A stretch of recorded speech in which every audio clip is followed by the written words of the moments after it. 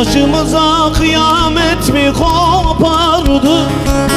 Ayşem Erzurum'a gelin olaydı. Üstümüze gökten taş mı yağardı? Anam Ayşem Erzurum'a gelin olaydı.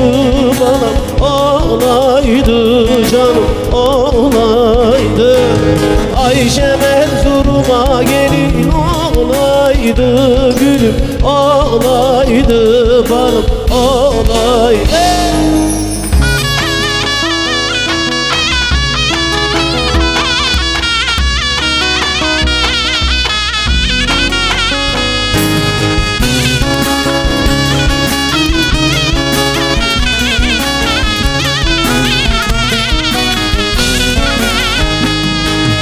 Ak eline kızıl kına yakardı.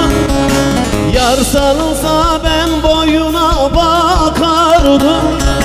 Yüz görümlük beşi birlik takardım. Anam Ayşem Erzurum'a gelin olaydı. Anam olaydı, canım olaydı. Ayşem Erzurum'a gelin olaydı. Anam olaydı, canım olaydı.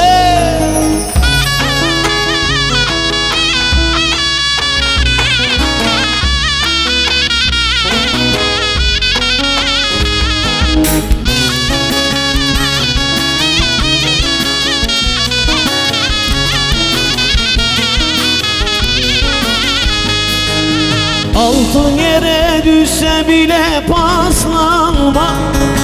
Seven gönül sarmayınca uslanma. Şu göksüme bir başkası yaslanmaz.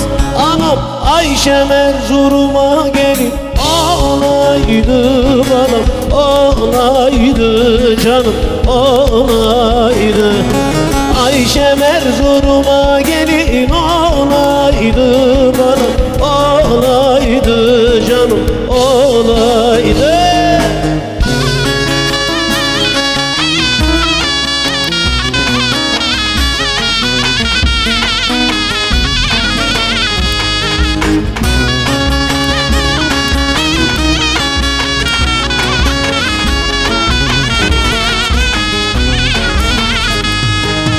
Bugünden çıksaydı düğün alayı, eş dostumuz oynar idi halayı.